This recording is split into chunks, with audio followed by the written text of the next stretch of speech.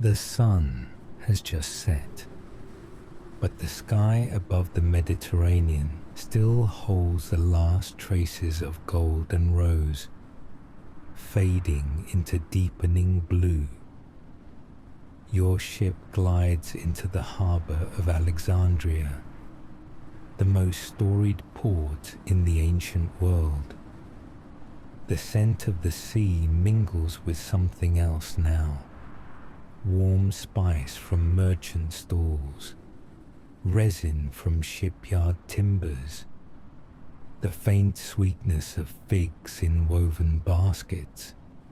Ahead, rising from the water like a sentinel of flame and stone, stands the Pharos Lighthouse, a marvel of engineering, its fire blazing in a bronze mirror high above, casting a beam that sweeps across the darkening sea.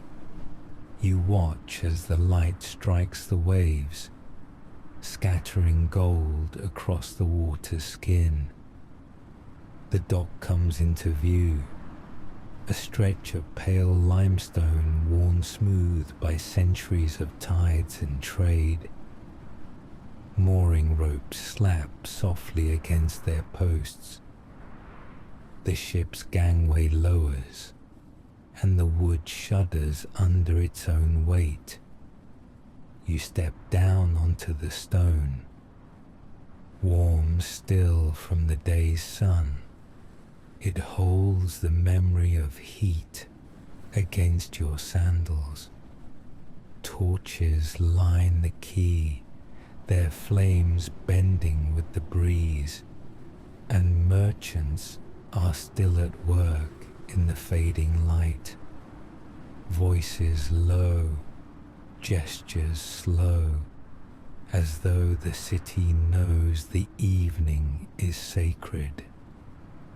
Somewhere beyond the winding streets lies your destination, a place whispered about in every port from Carthage to Antioch, a building said to contain the knowledge of the known world, the great library of Alexandria. You begin to walk inland, the lighthouse's fire now at your back, the city unfolding before you, marble colonnades lit by oil lamps, shadows flickering across painted walls, and the gentle hum of life carrying through the night air. Each step takes you closer to a doorway, not just into a building, but into the mind of the ancient world.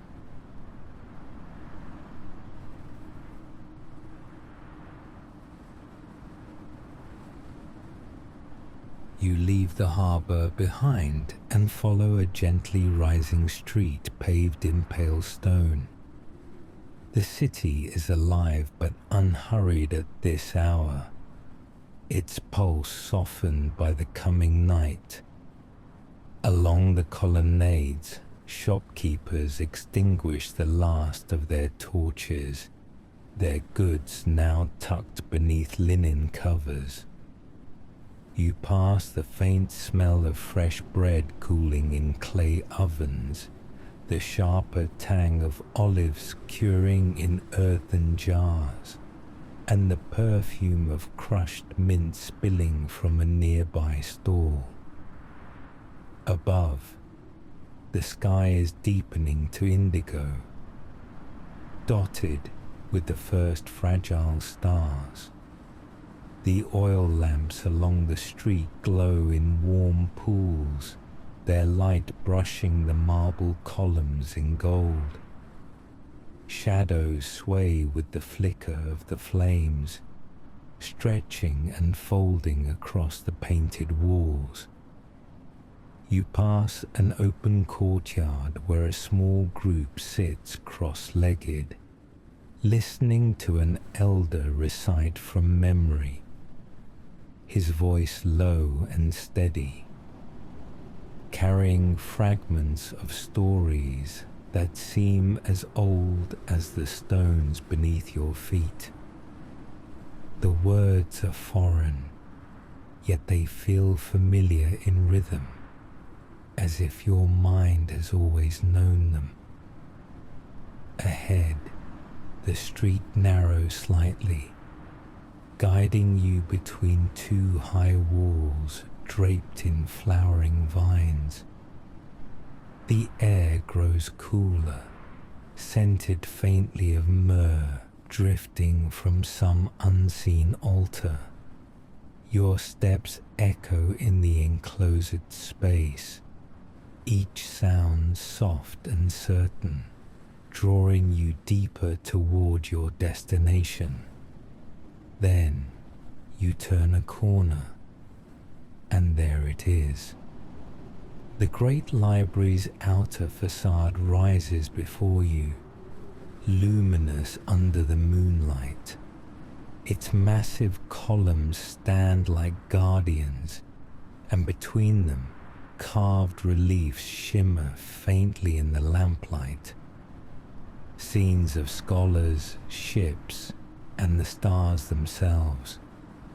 The bronze doors are closed, but not in refusal. They are waiting, and so are you.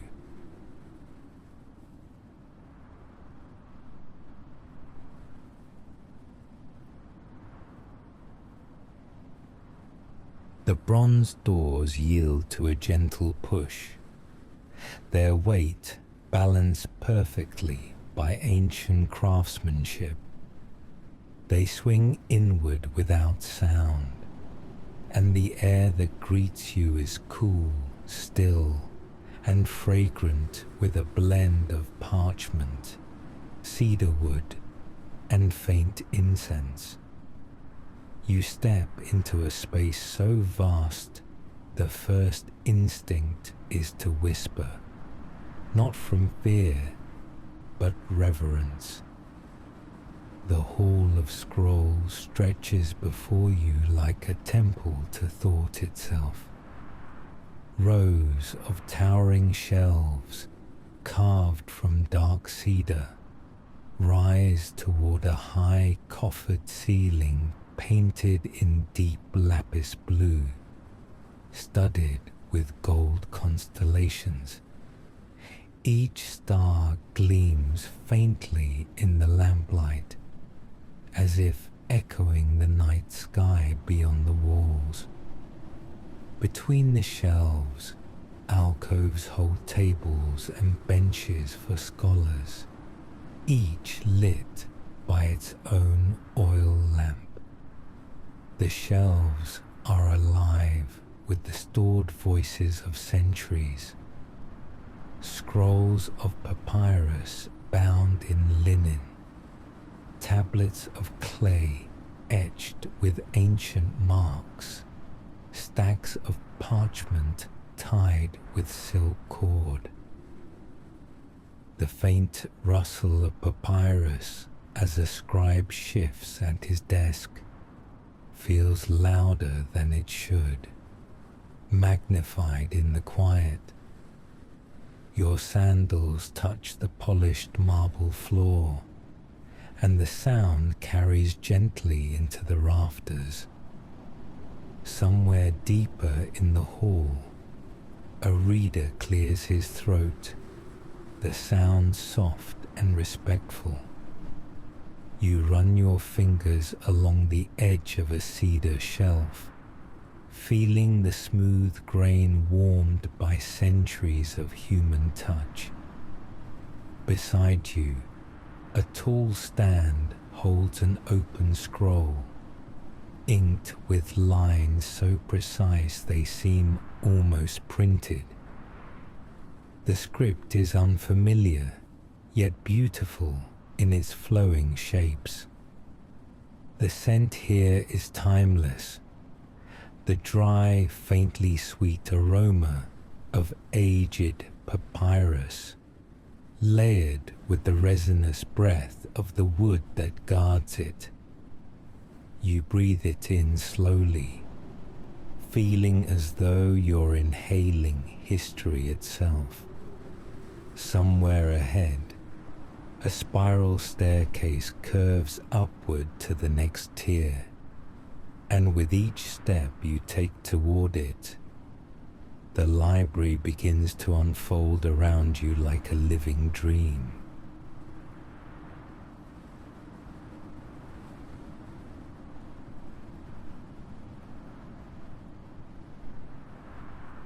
The staircase curves upward in a perfect spiral, its marble steps worn slightly in the center from centuries of use.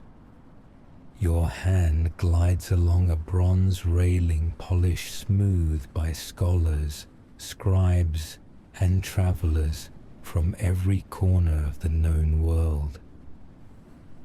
As you ascend, the scent of the library shifts, still papyrus and cedar, but now joined by the faint salt of the sea, carried on a whisper of wind from high open windows. The air feels lighter here, as though the higher shelves breathe a different kind of silence. You emerge into the upper gallery, a long, open walkway that looks down over the hall of scrolls below. From here, the shelves stretch out in a patterned geometry, lantern light spilling in golden rivers along the marble floor. The ceiling's painted constellations seem closer now, their gold leaf catching the glow. Along the gallery, smaller tables are set for private study. A scholar leans over one, illuminated by a single lamp, the flame reflected in the rim of his bronze inkwell. His reed pen moves in patient arcs, copying lines onto fresh papyrus. The sound is faint, the soft brush of pen against fiber, the gentle roll of the scroll as it fills. Beyond him, a young apprentice balances on a small ladder, sliding a scroll back into its niche. His bare feet make no sound on the rungs, his movements careful, as if each object in his hands could crumble into dust if rushed. You pause at a tall, narrow window. The view opens to the harbour, where the Pharos Lighthouse burns steadily, its flame a fixed star against the darkness. You can almost hear the hush of the Mediterranean from here, the quiet roll of the waves echoing in your chest. Standing in the gallery, you feel it, the way this place stretches far beyond the walls. It is not only a building, but a map of human thought. Every scroll, every mark of ink, every copied word is a voice carried forward through time. And tonight, it speaks to you.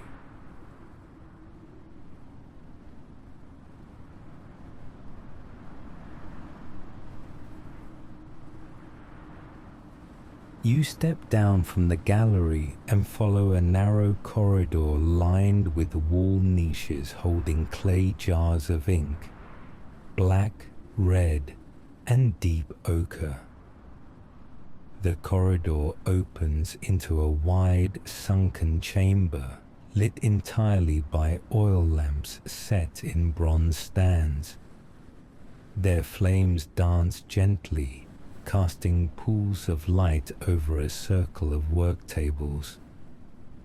This is the Scriptorium, the heart of the library's labor. Here, knowledge is not only kept, it is born anew. Dozens of scribes work in quiet concentration. Some are copying texts onto fresh papyrus, their reed pens moving with a steady rhythm, pausing only to dip into ink or straighten the sheet beneath their hands. Others are translating, moving carefully between two scrolls, lips shaping words silently before they commit them to the page. You pass behind a table where an elderly man is bent over a manuscript, his white hair catching the lamplight. His hand is sure, the ink perfectly even, each letter shaped with the same patient care as the last. A small cup of water rests at his elbow, its surface still except when he takes a sip and places it back on the table with deliberate quiet. On another table lies a half-finished map, delicate ink lines tracing coastlines and rivers, the shapes of lands that feel both familiar and strange. Tiny notes crowd the margins, marking places of trade, stories, or storms. The air is warm from the collective focus, carrying the scent of fresh ink and dried reeds. There is a rhythm here, not like music, but like breath, the inhalation of knowledge and the exhalation of its preservation. A young apprentice walks past, carrying a stack of newly finished scrolls, tied with thin strips of linen. He moves them to a side chamber, where they will be catalogued and placed among the shelves for the next reader who seeks them. You feel as though you have stepped not just into a room, but into the bloodstream of civilization itself.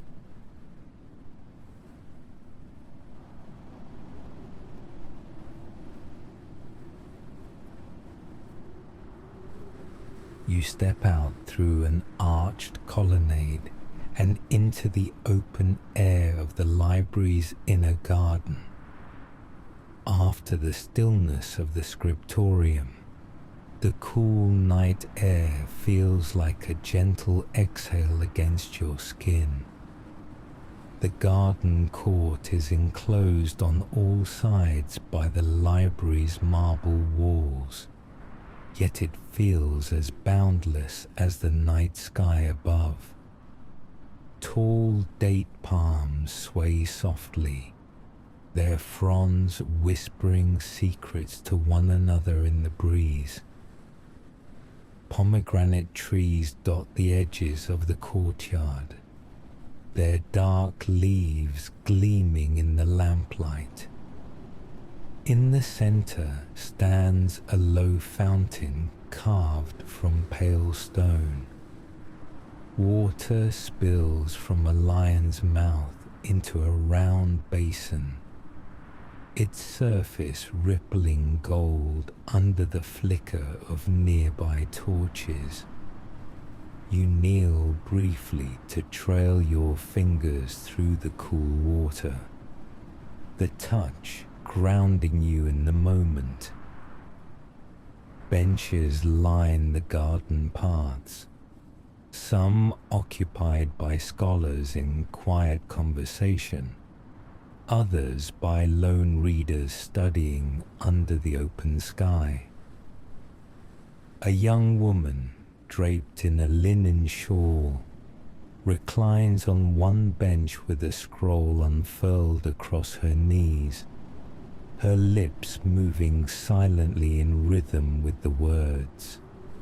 The air here is fragrant, a mingling of jasmine from the trellises, the sweetness of ripened figs, and the faint spice of incense drifting from a nearby alcove. The scent shifts subtly with each passing breeze, like verses changing in a poem.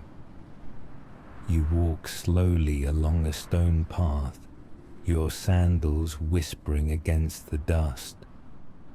A small oil lamp lights the way, its golden halo brushing the marble columns that encircle the court.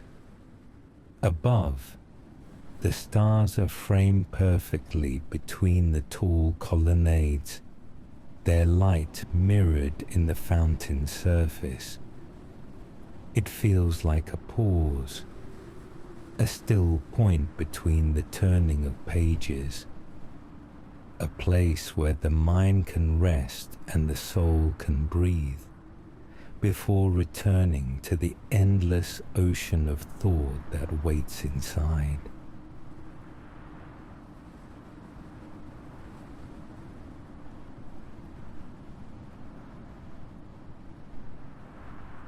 You re-enter the library through a tall bronze doorway and step into a domed chamber unlike any you've seen before. The air is cool here, touched with the faint tang of salt, as if the sea itself had wandered in and settled among the shelves. This is the chamber of maps and stars, a place where the known world is drawn, measured, and imagined.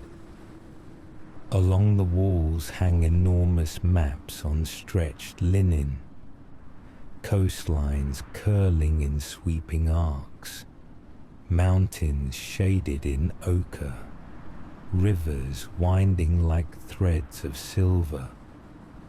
Some are works of precision, others marked with the mysteries of places yet unvisited. Circular tables hold globes of polished bronze, their surfaces etched with continents and seas, each one spinning gently on its axis. Beside them, flat trays hold sand and tiny pebbles, tools for teaching the art of navigation. At the far end of the room, the ceiling rises into a perfect hemisphere, painted deep indigo. Gold leaf stars are set into it, their positions mirroring the night sky outside these walls. You stand beneath it, looking upward, and the dome seems to curve infinitely. A private cosmos held inside stone. An astronomer in a pale robe leans over a large parchment spread across a table, marking the path of a planet's movement with the point of a bronze compass. His hands are steady, his eyes focused, the flame from a nearby lamp glinting in the curve of his instrument. Beside him, a young apprentice unrolls a chart, showing the positions of stars over the Nile Delta, each dot connected by delicate ink lines. The parchment smells faintly of cedar and salt air, a map not just of space but of memory. Here, the walls hold not only the world as it is known, but the dreams of where it might yet be found.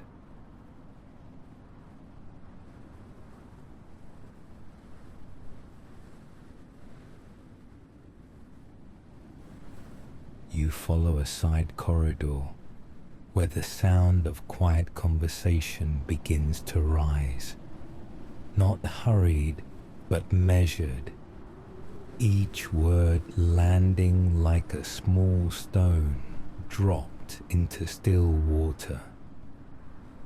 The passage opens into a long hall, its walls lined with carved niches holding statues of scholars and poets from ages past. Oil lamps in bronze sconces cast golden halos around each figure, their features softened by shadow. The air carries the warm scent of wine, figs, and sandalwood. Scattered throughout the hall are low tables surrounded by cushions. Here, philosophers sit cross-legged, robes draped loosely over their shoulders, engaged in conversations that seem to move as slowly as the evening itself.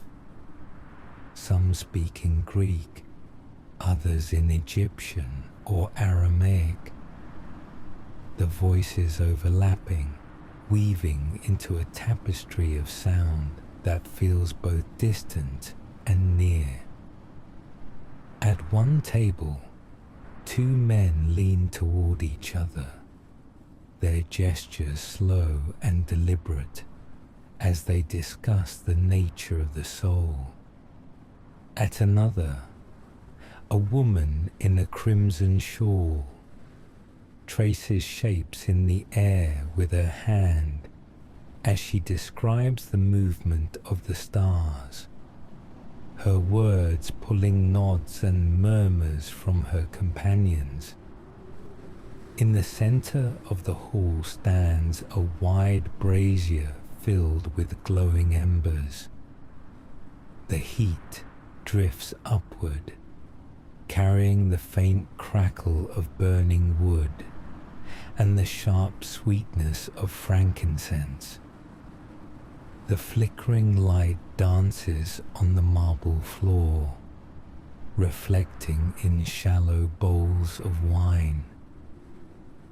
You move quietly among the tables, catching fragments of thought, an argument about the shape of the earth, a whispered retelling of a poet's dream, the slow recitation of an ancient law. None of it feels urgent. Here, ideas are given the space to breathe, to linger in the air like incense before settling into the heart.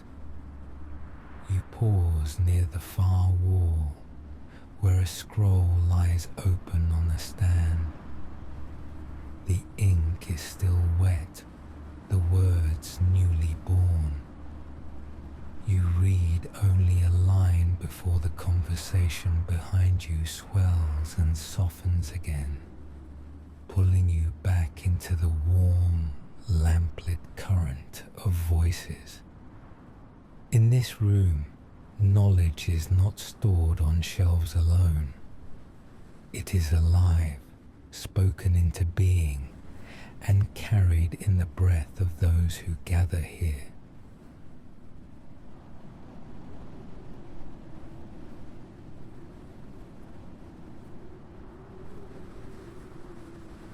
You step away from the philosopher's hall and into a long, narrow walkway lit by a row of oil lamps.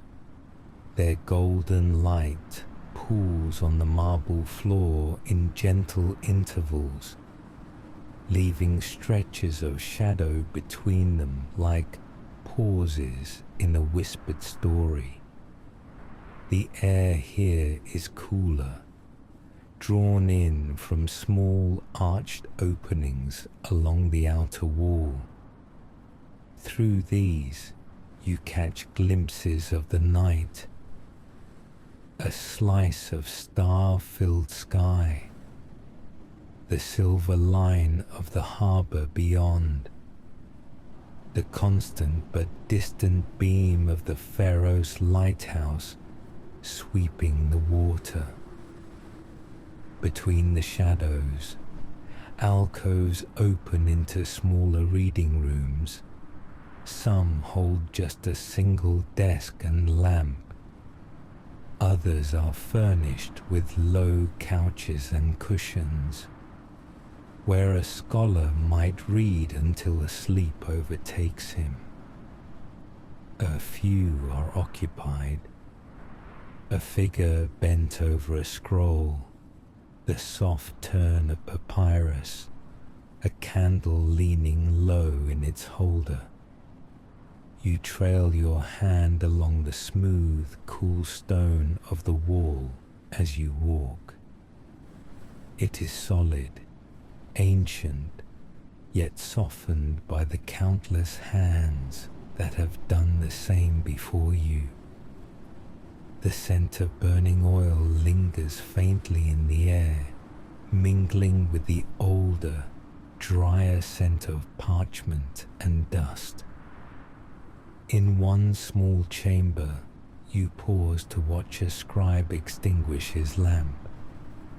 He cups the flame with his palm until it gutters and dies, leaving the room in darkness. The silence that follows is rich, the kind that feels like it holds something, rather than lacks it. The walkway curves gently, bringing you deeper toward the library's heart. You can feel the stillness settling, like the soft closing of a book after the final page. The night here is not empty. It is full of thought, memory, and the quiet weight of all that has been gathered and kept. Ahead, another doorway opens, and warm light spills out into the corridor. The scent of myrrh drifts toward you, carrying a final invitation to rest.